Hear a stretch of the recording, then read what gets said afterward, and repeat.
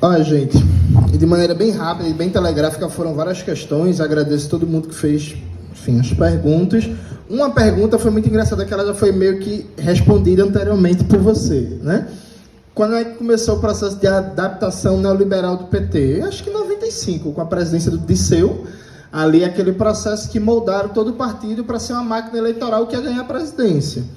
Na Carta ao Povo Brasileiro, o pessoal, a militância tira onda, né? A Carta ao Povo Brasileiro, para quem não sabe, para quem não tem idade, na boca da eleição de 2002, o presidente Luiz Inácio Lula da Silva lançou um documento chamado Carta ao Povo Brasileiro. Esse documento está disponível na internet, no site da Fundação Perseu Abramo e Companhia Limitada. Nesse documento, o então candidato Lula diz que não vai mexer nem revogar nenhum dos contratos assinados por FHC e, na prática, nas entrelinhas ali, ele diz que também nenhuma das contrarreformas. Ou seja, ele está prometendo ao mercado, beijando a cruz do financismo, que nenhuma das reformas neoliberais de FHC seria revertida. Em seguida, depois de ganhar a eleição, antes de tomar posse, o Lula viaja para os Estados Unidos para beijar a mão do imperialismo. Primeiro beija a cruz do financismo, depois vai lá beijar a mão do Bush, né, pedir autorização ali para começar um governo tranquilo de conciliação nacional. O Lula conta essa história dizendo assim, eu fui lá visitar o Bush me chamou para a guerra do Iraque, e eu falei que minha guerra é contra a fome. E aí a história fica bonita, mas na verdade a história é meio trágica. Na prática, ele foi lá pedir um beijamão para o imperialismo estadunidense. Aquilo ali mudou muito, consolidando um processo de mudança de natureza do que era o PT. Tem alguns camaradas do meu antigo partido, do PCB, que sustentam o debate que o PT nunca foi um partido socialista. Eu sou contra esse debate. Eu acho que foi. Porque eu acho que quando você não diz que o PT nunca foi um partido socialista, você dá de barato quem jogou o partido à direita. Sabe? Eu acho que não. Tinha, claro, teve muita gente desde o começo que era isso. Tem uma perspectiva mais de reformista e tal, mas eu acho que nos anos 80 o PT expressava de um jeito complicado, com vários problemas, mas eu acho que expressava assim um programa socialista. Então, eu diria que a eleição consolidou isso. E aí, qual é o problema central? Veja, eu tenho 33 anos. Quando eu comecei a minha militância política, o PT já era a liderança da esquerda brasileira e Lula o maior líder em contexto. Então, por exemplo, eu nunca vi na prática Prestes, Brizola, Miguel Arraes, Marighella, Ana Montenegro, nem ninguém desses. Eu estudei e vi por vídeo, né? Então, a minha geração tem liderança política Lula. Até porque, inclusive, quem veio depois se colocou muito numa questão de gestor, né? Gestor, não sou um gestor, sou um prefeito, sou um governador. Liderança política é Lula. E a gente aprendeu uma coisa horrível, pavorosa, que é... E aí já tentando responder a tua pergunta. O que é que a gente faz para mudar, para melhorar? Veja, eu acho que tem uma primeira coisa, que tem uma inadequação de linguagem, que é, a maioria do povo brasileiro vive no dia a dia uma violência miserável, desmedida. E é violência... Porque, pô, você passa 3 horas num busão lotado sem ar-condicionado, é uma forma de violência, né? Oi? 5 dias sem água. Não, a minha conta de luz agora, bicho, veio 400 conto, pô. Tá ligado? Absurdo, eu fiquei puto com isso. Vou botar um macaco. Tá gravando mais não, né? Tá um macaco lá, tu vai ver. Depois, militante comunista é preso porque tava roubando luz. Vou pagar não, já que não dá pra tomar o poder agora, enfim. E aí, é todo dia, 3, 4 horas de ônibus, sabe? Emprego ruim, salário baixo, violência policial, falta de moradia, e quando tem um protesto, a polícia chega, desce o cacete mesmo e acabou, e quando tem reintegração de posse, a barbárie generalizada, a gente vive um cotidiano imerso na violência, e toda liderança de esquerda progressista, qual é a palavra? Porque papagaio aprende 3 palavras, vira liderança progressista, né? Que é diálogo, diálogo e diálogo. Todo mundo é o cara do diálogo. Eu sou um cara do diálogo. Outro dia desse, o Boulos divulgou um vídeo dizendo que era um cara de diálogo, que ele dialogava muito com o João Dória e com o Bruno Covas. Todo mundo quer ser do diálogo. Não, sou do diálogo. Sou da democracia. Sou da paz. Sou do diálogo. Sou da democracia. Sou da paz. Só que isso está desconectado com o que é a vida da população. Essa coisa meio... Essa forma de apresentar as lideranças, as candidaturas, os intelectuais de esquerda, essa coisa meio educado, democracia, Estado de Direito, defender o STF. Isso é muito... Imagina, eu fico pensando às vezes, e eu queria muito, infelizmente não tenho um instrumento para fazer algumas pesquisas para captar isso, mas eu fico às vezes em casa castelando uma coisa, né? Fico pensando, pô, o trabalhador chega em casa, pego 3 horas de trabalho, pego 3 horas de busão, tá? Um dia de trabalho horrível. Chega em casa, ele vê a notícia de que o ministro do STF aumentou o próprio salário, que agora o miserável ganha 89 mil reais juntando tudo. Aí na notícia seguinte, ele está vendo uma figura de esquerda dizendo assim que tem que defender o STF e a democracia. Às vezes eu fico me questionando que impacto isso gera naquela consciência popular desorganizada e imediata. Que é isso mesmo? Quer dizer que esses caras que recebem salário nababesco, que o povo não vê no seu dia a dia, que não tem nenhum sentido de pertencimento, de proteção ou de reconhecimento, aí a gente aparece como um defensor das instituições. Então, acho que a primeira coisa, tem uma desconexão. E tem, inclusive, um processo de negacionismo sociológico, que é, por exemplo, todo mundo diz que é necessário, para ganhar mais voto, moderar o discurso. Mas a gente tem vários exemplos que moderar o discurso, por exemplo, não ganha mais votos, senão o Freixo tinha sido eleito. Ah, não, mas o Lula ganhou. O Lula é diferente. O Lula pode falar qualquer coisa, ele tem 25% dos votos. É diferente. Mas, assim, eu não consigo ver a prova concreta de que essa dinâmica de moderação, de diálogo, garante, por exemplo, a resultado eleitoral melhor. Então, acho que a primeira coisa, a gente tem que ser revoltado, porque a vida do povo é revoltante. Eu já falei isso várias vezes em entrevistas, que o Brizola ganhou a eleição de 82 no Rio de Janeiro, dentre outras coisas, porque estava todo mundo puto com a carestia, com o desemprego, e eram todos os candidatos formais, educadinhos, não sei o que, e Brizola ficou conhecido no começo da eleição como um candidato super revoltado. Era o doido, era o cara que falava, era o cara que xingava, que era o revoltado, e o povo se identificou com isso. É o super revoltado. Falta mais gente super revoltada. Sabe? Essa coisa calma para quem vive uma vida, uma porcaria, para mim, tem um problema. Isso por um lado. Aí tem um segundo elemento, que é um elemento também de conexão teórica. Eu acho que a gente vem debatendo muito pouco os temas concretos do dia a dia do povo e conectando isso com a agenda estratégica, né? Porque no Brasil se criou uma divisão, que é os gênios da estratégia e os gênios da tática.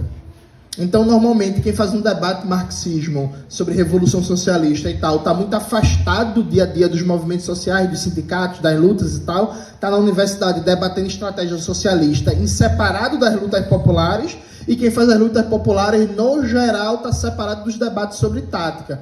Muito preso, inclusive, a uma dinâmica de eu faço minha luta aqui, sou combativo, mas no plano macro eu apoio quem der, porque é de onde vai tirar alguma política pública. Então há uma desconexão entre a pessoa que é muito combativa na base, mas no plano nacional, no plano estadual, faz mais amplas alianças, no nome de sustentar aquele movimento ali, e os gênios da tática que estão ali debatendo o socialismo, mas em abstrato das lutas concretas do dia a dia. Então a conexão maior entre as lutas imediatas da classe trabalhadora, as lutas por política pública, lutas por transporte, luta por emprego, por política de moradia, por saúde, por educação, com um debate sobre revolução e reformas. Acho que há uma desconexão muito grande. Acho que um terceiro elemento é investir muito mais na formação política. A minha geração é muito... A gente veio conversando isso no carro, né? Minha geração é muito preguiçosa para ler, para estudar. É uma geração cada vez mais mal formada, sabe? A gente tem um debate aqui mais profundo que não dá para fazer, né? Mas nossa geração, ela é sobredeterminada pela dinâmica das redes sociais. Não? YouTube não é nem o pior deles, o pior é o tal de TikTok Kawaii. que a gente está começando a se acostumar cada vez mais com a dinâmica de que é muito difícil prender atenção em qualquer coisa que leve mais de 1 minuto e meio. Então a gente está perdendo o hábito de leitura, a gente está perdendo o hábito de concentração, a gente está numa esfera política cada vez mais ultra mediatizada, memificada, empobrecida, muito voltada para a idolatria. Há um empobrecimento da formação política, a capacidade dos quadros teóricos e dos quadros políticos, que assim, como eu acabei de esquecer o nome do bichinho, é o Márcio Macedo. Assim, querendo ou não, os pelegos de 20 anos atrás era melhor, né? Era uns pelegos mais qualificados. Até hoje em dia, até o pelego é ruim, pô. Sabe, tipo, a gente tinha mais gosto, né? Antigamente ia xingar uns pelegos, eram uns pelegos que depois até você, pô, tem alguma coisa, tem uma história, tem uma biografia, e não é o caso agora. E o quarto e último elemento, e já dialogando com o que fazer no elemento tático, veja, gente, eu não acho que é um lugar fácil estar criticando o Lula, não, viu? Pelo contrário. Toda vez que eu faço uma crítica ao Lula, por exemplo, eu recebo porrada de todos os cantos. Parei de ser convidado para vários espaços. Tem espaço que eu não apareço mais para dar entrevista. Tem sindicato que me chamava e não me chama mais. Eu não vou citar nomes, mas um certo sindicato, ligado a uma empresa que tira petróleo, tinha feito uma proposta para mim, fazer um ciclo de formação, tal, escrevi o projeto, vamos lá, vamos fazer, e aí fui desconvidado, faz um mês. E eu posso sair fazendo uma lista de vários espaços em que a crítica não é bem-vinda, não. Agora, veja, eu gostaria de não estar criticando o Lula, porque dá um trabalho, uma dor de cabeça da porra. Agora, vem cá, gente, vamos lá. O Temer, quando ele criou o PPI, o Programa de Parceria de Investimentos, ele não colocou presídio para ser privatizado. O Lula colocou. Vocês conseguem entender isso? Que é tipo assim, meu irmão, o Temer, aquele cara que volta e meia abaixava o demônio dele, que a voz dele assim sumia, vinha um satanás falando na goela dele. Ele não colocou presídio no rol de PPP, gente. O Temer não colocou saúde. Ele queria, claro, mas assim, fez um cálculo ali político, que é melhor nesse processo de desestatização, de privatização pela área de infraestrutura, que ninguém briga muito por ponte, por porto, por aeroporto e por aí vai. Vamos ver a área de infraestrutura, e aí eu tenho certeza que o objetivo dele era, depois de infraestrutura, avançar. Isso é inegável. Fato concreto e objetivo, porém, é que nem o Temer, nem o Bolsonaro colocaram saúde, educação, floresta, preservação ambiental, presídio e segurança pública para fazer PPP, porra. Aí vem cá, errado sou eu que estou falando isso, ou errado é todo mundo que está calado? Porque assim, viu, gente, deixa eu dizer uma coisa para vocês. A imensa maioria das lideranças, por exemplo, do movimento negro, está calado com o governo que está começando a privatizar presídio. E assim, desculpa, eu acho que quem está certo sou eu que estou falando, porque eu acho que existe princípio. Fosse minha mãe que fosse presidente e estivesse privatizando o presídio, eu ia criticar minha mãe. Quanto mais o Lula. Sabe? Então, isso por um lado. Por outro, veja, tem uma dimensão estratégica de curto, médio prazo que a gente não pode perder. Sindicalismo no Brasil. A burguesia quebrou uma perna do sindicalismo com a reforma trabalhista. Aquilo ali foi feito para quebrar os sindicatos do setor privado. Depois, a burguesia veio com a conversa de reforma administrativa. Lembra? Que era a grande reforma que o Bolsonaro e o Guedes queriam aprovar? Não conseguiram aprovar. Qual é a ideia que a equipe do Haddad formulou? Depois pesquisem, tem um cara que trabalha no Ministério do Haddad chamado Rogério Seron, advogado, que fez a vida trabalhando no mercado privado, para banco e para empresa que faz PPP, privatização, trabalhou no governo João Dória, saiu do governo João Dória para o governo Lula. Sabe qual é a ideia deles? É quebrar a perna do sindicalismo público em duas partes. Em vez de fazer uma reforma administrativa por cima, que dá muito trabalho, que tem greve de policial federal, tem greve de PRF, tem greve de Itamaraty, não sei o que, muito BO, quebra as pernas do sindicalismo público a partir da quebra do setor sindical público, municipal e estadual. Depois a gente conversa com o sindicalismo público federal. Então, esse pacote PPP, gente, por exemplo, eu falei na minha primeira fala que em Recife vai ter agora 43 UBS privatizadas. Os contratos nessas UBS vai ser como, gente? Vai ser concurso? Não, porra. Vai ser tudo seletista, precarizado, de alta rotatividade. Então, assim, o que é que vai acontecer com as bases, capacidade de mobilização da classe trabalhadora, das esquerdas, quando nos próximos anos, só em 2024, eu leio a notícia para vocês, vai ter mais PPP que em 4 anos de Bolsonaro. Em um ano, vai ter mais PPP que em 4 anos de Bolsonaro, gente. O que é que vai acontecer em 2026? Vai se acelerar uma tendência que já está colocada hoje. Quem militou na década de 70, 80, viu que era muito comum uma base sindical, sindicalismo público, professores, assistentes sociais, pessoal da saúde, votar na esquerda, porque sentia concretamente a diferença prática, suas condições de trabalho, suas condições de vida, votando na esquerda.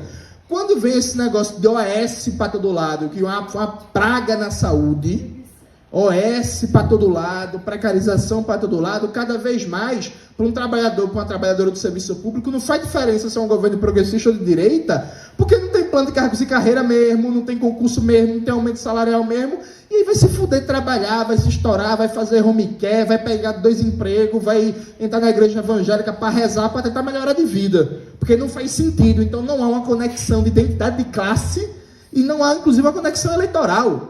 Ah, professor votando na direita. Claro, porra, em Pernambuco passou 16 anos de governo progressista. De 40 mil professores, 20 mil é contrato precário? 20 mil, gente? 16 anos. Governo do PSB com o PCdoB na vice. Metade da base de contratos precários.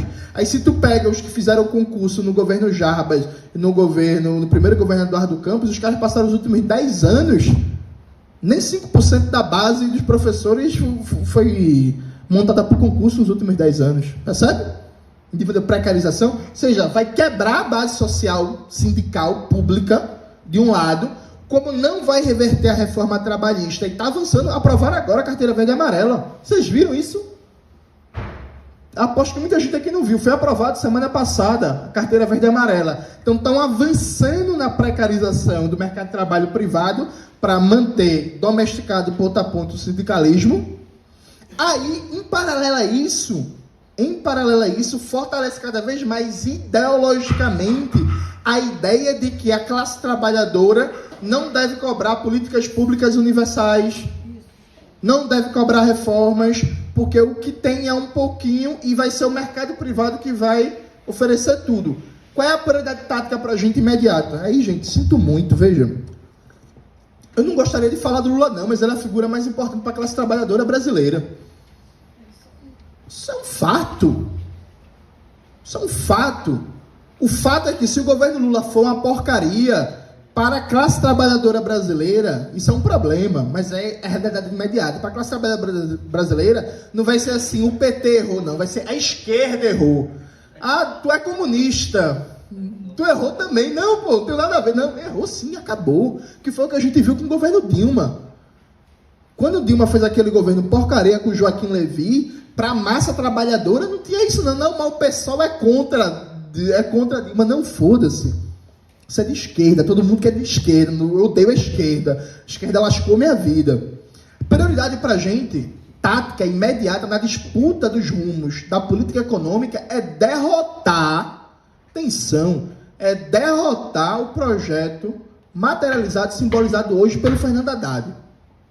Sabe por quê? Porque se o governo Lula não der um cavalo de pau na economia, se ele mantiver a dinâmica de déficit zero, junto com essas políticas de austeridade, a popularidade dele já está caindo. Não sei se vocês estão acompanhando isso. Há um leve derretimento da popularidade. A popularidade dele cai.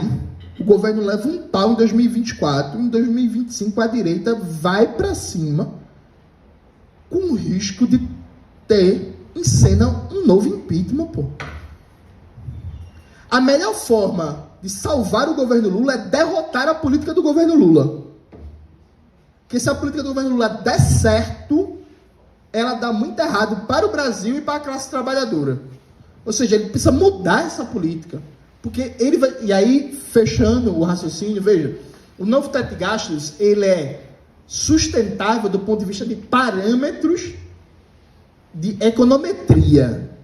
Ou seja, como ele tem um nível de flexibilidade, ele permite uma certa recomposição orçamentária, por exemplo, dos investimentos em infraestrutura, que o teto Temer não permitia. Mas quando foi que na história do Brasil um governo que não é um governo puro sangue da burguesia conseguiu se sustentar com popularidade baixa? Isso não acontece. O governo Temer pode governar com 10% de aprovação, porque a mídia burguesa sustenta, o Congresso sustenta, o empresariado sustenta. Então o Temer passou quase um ano com 10, 12, 13% de aprovação. Alguém aqui, de verdade, do fundo do coração, acha que se a popularidade, se a aprovação do Lula for abaixo de 30%, acha que não começa não falar de impeachment não, gente? Não?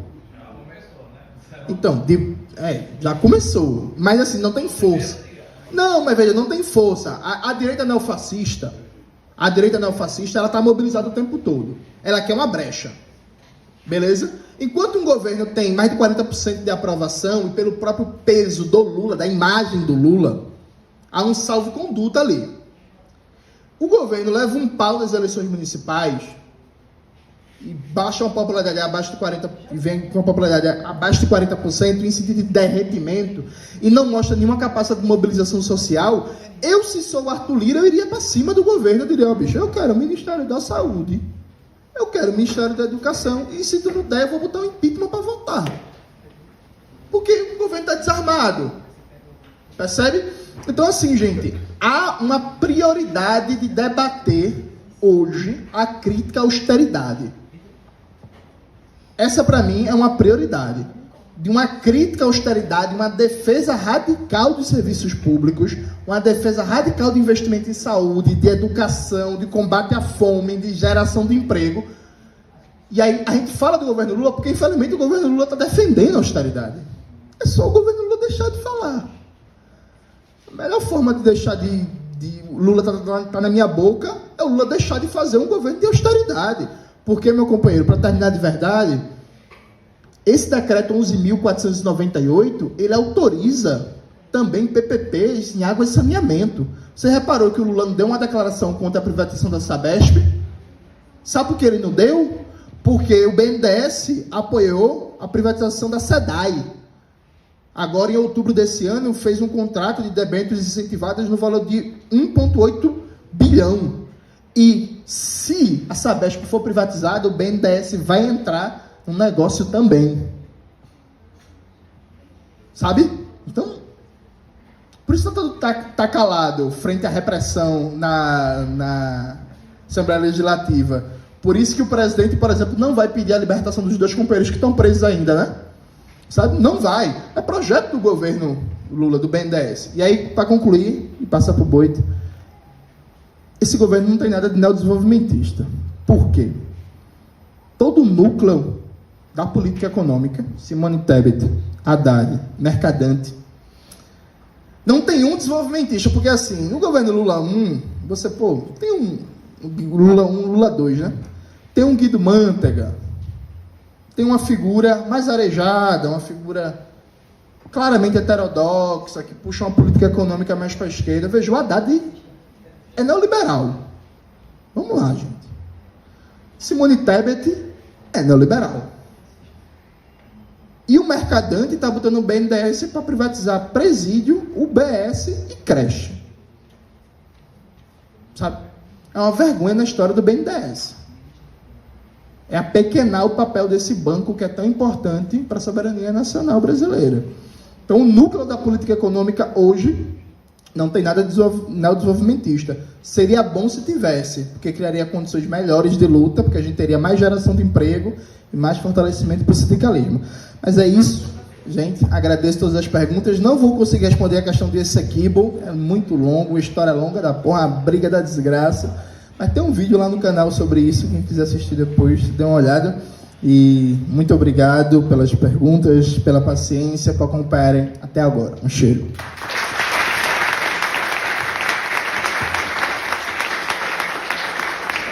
Antes de passar para Armando Boito Júnior, lembrar da denúncia, né, que Durval fez na sua intervenção. Quem quiser, a gente vai bater uma foto com esse cartaz de denúncia, aguarda até o final. E amanhã o professor vai ministrar o minicurso, que é Fascismo, aqui mesmo, nesse espaço, 13h. Gente, não haverá atrasos, o professor vai embarcar no mesmo dia, então vamos garantir o horário. Pessoal, eu queria comentar. Existem muitas possibilidades de erro. Duas delas que eu acho muito importantes e que nós devemos evitar é nós não nos atualizarmos sobre as novidades da conjuntura. A minha intervenção foi no sentido de alertar para o seguinte: nós vivemos um período até 2014, agora entramos num período novo. E a nossa cabeça tem, e o nosso pensamento, que se atualizar sobre esse período novo. Não é mais uma luta apenas contra o neoliberalismo. É também contra o neoliberalismo. Mas é contra o neofascismo. E a primeira característica do governo Lula é que ele é um governo democrático e defende a democracia, que até o mês de janeiro estava ameaçado e nós estávamos sob o perigo de cair numa ditadura militar. Então não basta a gente se preocupar com esse inimigo, o neoliberalismo, que é um grande inimigo das massas trabalhadoras. Mas nós temos de nos preocupar também com a defesa da democracia capitalista num momento em que o neofascismo a ameaça. O governo Lula é um governo neodesenvolvimentista. O Jones falou, não tem mais nada de... Eu digo, ensaia um neodesenvolvimentismo muito tímido, muito limitado, mas o governo Lula é um governo que tem inúmeros aspectos, e esse é o segundo erro que eu acho que a gente deve evitar, tem inúmeros aspectos positivos para os trabalhadores. O segundo erro é o seguinte, é ser unilateral na análise. Eu posso vir aqui e destacar tudo de ruim que tem no governo Lula. Posso? Não, devo, não tive tempo. Falei que era limitado, parei, estava no meu esquema, até conversei com o Jones antes, estava falando com ele, há uma convergência nossa sobre as dificuldades devido a essa falta de ambição e essa posição neoliberal do Haddad. Bom, mas você não pode destacar só esses aspectos. Você tem que destacar vários aspectos, é não fazer uma análise unilateral, fazer uma análise multilateral. Além de defender a democracia, o governo Lula garantiu a revalorização do salário mínimo. Ele manteve o Bolsa Família de R$600 que o Bolsonaro ia retirar. E aqui, para vocês que são estudantes, o governo Lula aumentou em 40% as bolsas de estudo, logo que tomou posse, logo que iniciou a gestão dele no Ministério da Ciência e Tecnologia. Então, a relação da esquerda revolucionária com o governo Lula deve ser uma relação de unidade e de luta. E é por isso que eu digo que é preciso superar o lulismo. Porque se eu disser que é preciso combater, alguns companheiros disseram aqui na frente, nós temos de combater. Um outro companheiro duvidou que o neoliberalismo tivesse perdido 5 eleições, sugerindo que o governo Lula é tão neoliberal quanto o Bolsonaro, o Temer ou o Fernando Henrique. Até também a ideia de que o Haddad radicaliza o Paulo Guedes.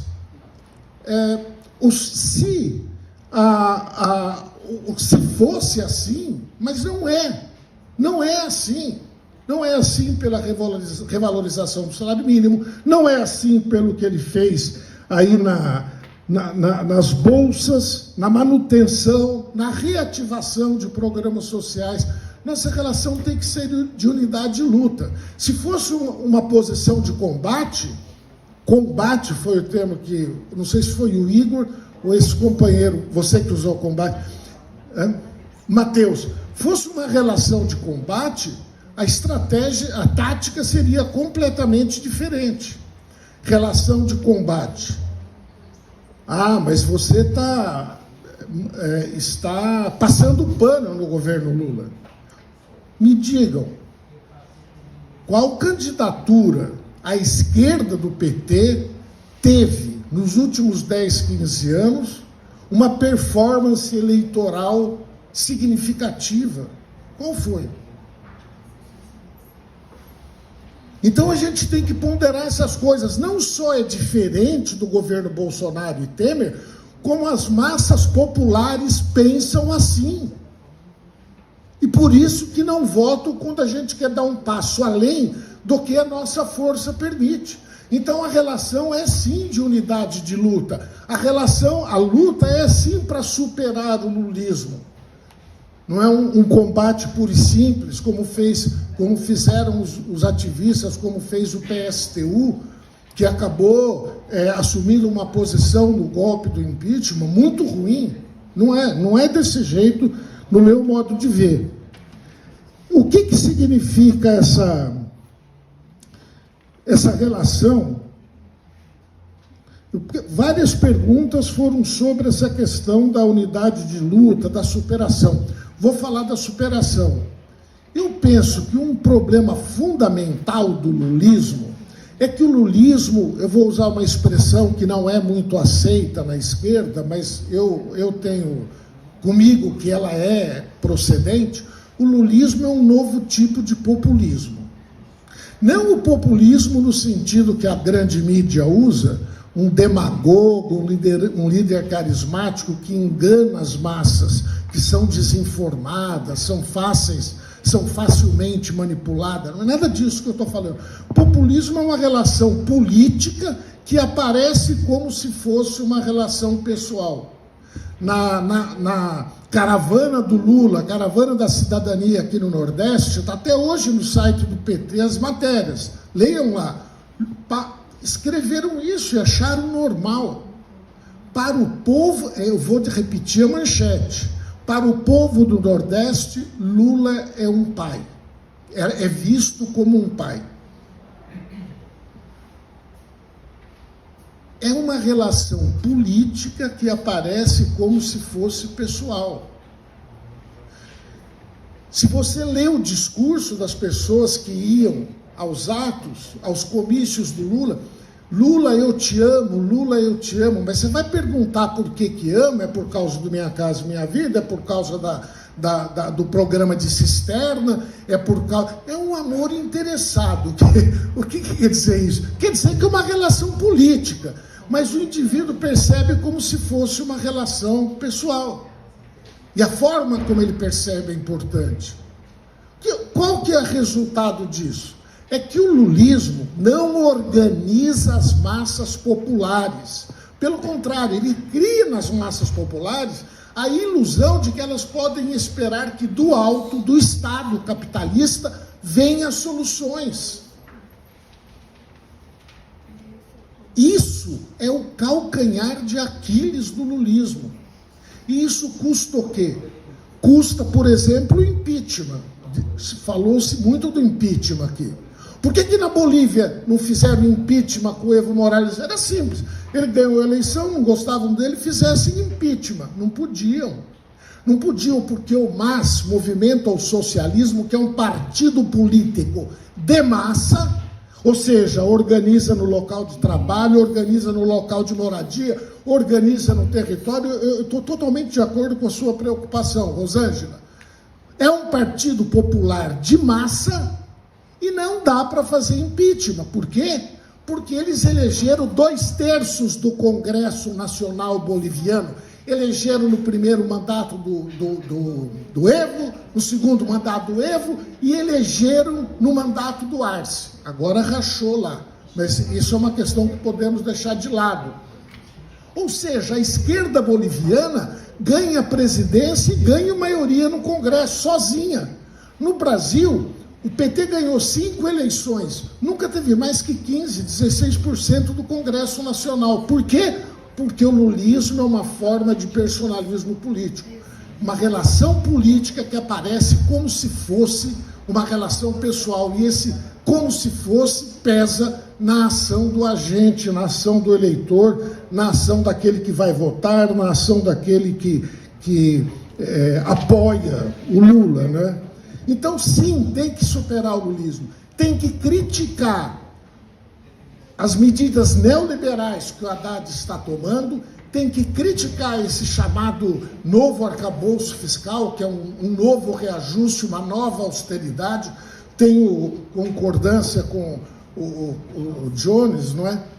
Essa é uma crítica fundamental, essa ideia extravagante, recente e estranha, segundo a qual o Estado só pode gastar o que arrecada, porque seria como um orçamento familiar. Isso aí nunca teve pé nem cabeça. Na teoria do Keynes, isso daí não tem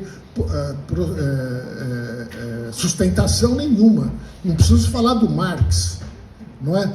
Então, nós temos de criticar as medidas neoliberais que o governo Lula toma, mas temos de reconhecer que esse governo defende a democracia de maneira como eu penso que deveria defender. Não, ele concilia com os militares, o que é um perigo, tá certo? Mas ele defende a democracia, a maneira dele, mas defende. O outro atacava. O outro não só deixou as universidades sem dinheiro para pagar a conta de luz, as universidades federais, como dizia que as universidades eram um antro de ignorância, de depravados no linguajar, maconheiros no linguajar deles.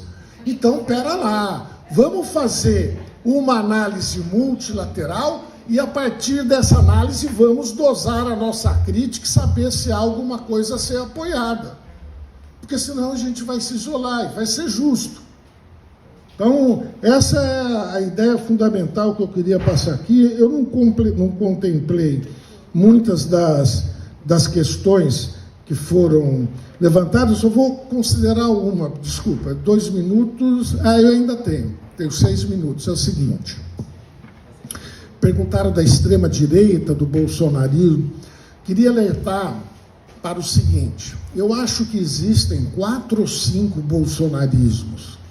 Eles não conversam muito entre si, embora convirjam na ação prática.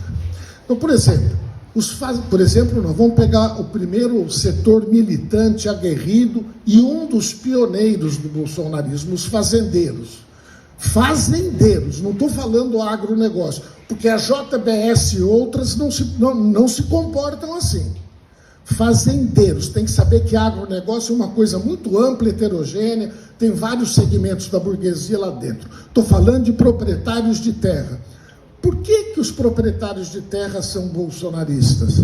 Porque eles querem liberação do desmatamento, porque eles querem impedir demarcação de terra indígena e até invadir terras indígenas já demarcadas, porque eles querem impedir demarcação de quilombo e até invadir quilombos já demarcados, porque eles querem ter isenção de ilicitude, né? A expressão é outra, para portar armas dentro da fazenda e atirar se houver algum ocupante daquela terra. Esse é o problema deles. O outro bolsonarismo é outra variante, né? Em época de pandemia, esse é um termo útil. Outra variante do bolsonarismo é da alta classe média. Vocês veem, né? Quanto mais alto... O voto no Bolsonaro varia na razão direta do nível de instrução formal. Quanto mais alta a instrução formal, maior a votação do Bolsonaro. Por quê? Porque essa alta classe média se sentiu ameaçada durante os governos do PT pela pequena melhoria das condições de vida dos trabalhadores de baixa renda. Uma melhoria muito insuficiente para eles e que nós, enquanto socialistas, devemos considerar também também muito insuficiente, mas foi o suficiente para desesperar essa gente. Eles acharam que a posição de status, prestígios, privilégios que eles detinham e detêm estavam ameaçados. E aí, quando a presidenta Dilma, que foi corretamente criticada por ter nomeado aquele financista do Nelson Levi, e ela pagou um preço caro, porque os sindicatos não se mobilizaram em grande medida por isso, mas a presidenta Dilma aprovou a extensão do direito do trabalho para as empregadas e empregados domésticos. Isso daí a alta classe média não perdoa. Não perdoa. Tá certo? Então, essa alta classe média, qual é o problema dela? O problema dela é manter essa distância. É outra coisa. Se vocês pegarem o que hoje é chamado de Faria Lima, que é o capital financeiro internacional junto com os grupos financeiros perfeitamente integrados a esse capital internacional que tem sede lá na Faria Lima. Não é a FEBRABAN, hein? A FEBRABAN lançou um documento contra o Bolsonaro durante a campanha eleitoral de 2022. Lá são os bancos nacionais. Mas a Faria Lima não. É o capital financeiro internacionalizado. É a grande burguesia associada do setor financeiro. Qual é o problema dela? É que quer desmatar, quer impedir demarcação de terra indígena, está muito preocupado em saber que nos aeroportos vemos agora trabalhadores de baixa renda. Ela nem vai a aeroporto, ela tem jato particular. Ela nem sabe como são esses aeroportos. Ela entra por uma entrada especial na sala VIP, pega o jatinho dela e vai embora. É outra questão. E, finalmente, o setor onde o bolsonarismo teve impacto, e que isso deve ser motivo nós devemos ver como uma grande derrota da esquerda, foi no setor popular. Em grande medida, nessa massa marginal arregimentada, não só a massa marginal, mas operários, baixa classe média, arregimentados pelas igrejas pentecostais. E, ao contrário do que poderia sugerir, um certo preconceito que existe contra essa gente, até porque o Brasil era um país católico, e isso daí cria preconceito não só contra a religião afro, mas também contra as religiões protestantes. No interior de São Paulo, na década de 1920, 30, protestante corria risco de ser linchado na rua. Não pensem que isso desaparece do dia para a noite, não. Eu já li notícias sobre isso. Então, uma parte da esquerda torce o nariz quando a gente fala de trabalhar com os pentecostais. Eu não estou sugerindo para a gente organizar uma igreja pentecostal de esquerda, não, que teve dirigente do PT que eu estou sugerindo isso. Eu estou falando, nós temos que chegar na base dos pentecostais. É o único segmento do bolsonarismo que nos interessa. Nós nunca vamos ganhar a Faria Lima, nem os fazendeiros, nem a alta classe média. Mas a base social dos pentecostais, nós temos de ganhar. Eles são do nosso time. E nós também temos que perder preconceito. Muitos deles são machistas, homofóbicos. Não é pelo DNA.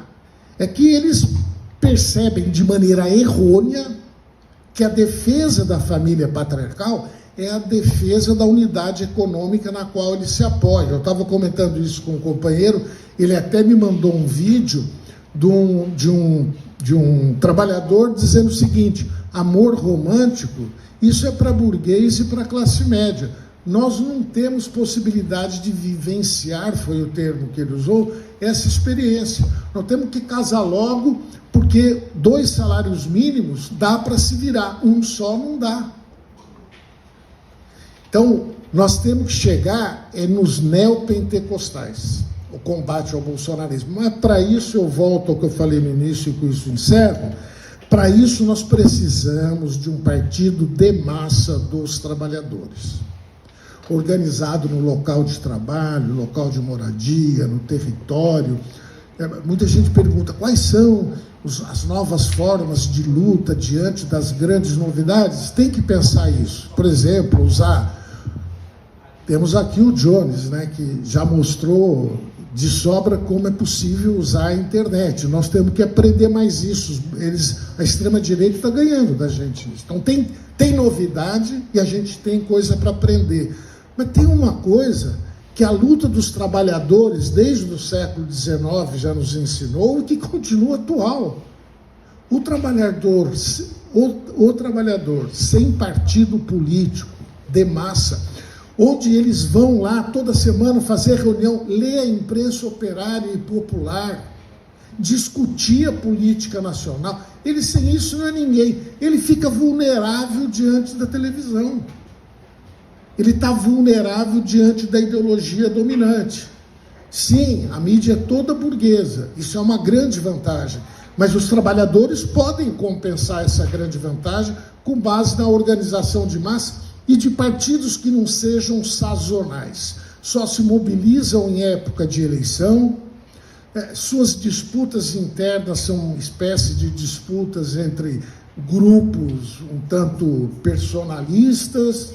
Não, precisa de partido com atividade perene, fora do período eleitoral, precisa de partido que eduque e organize politicamente, e nem falo partido, falo de partidos, porque temos que abandonar aquela ideia do partido único, né? Temos que abandonar. E isso exige também que nós da esquerda não sejamos sectários com o companheiro que está ao lado, né? Numa outra organização. Então, a maneira de sairmos dessa, eu não estou dizendo que estou entregando, achei a pedra filosofal, não é isso, mas é fazendo organização de base em partido político. Eu não estou falando de movimentos sociais. Movimentos sociais já tem movimento pela casa, movimento pelo trabalho, movimento pela terra, mas não é disso. Precisa de uma alternativa política popular. Uma alternativa popular. E no momento de defensiva como a gente está, é difícil organizar isso, mas tem que começar desde já, para superar o lulismo. Fazendo a crítica do governo Lula, mas sabendo que se o governo Lula cair agora, quem assume é o neofascismo. Não vai ser o movimento popular, não. É isso.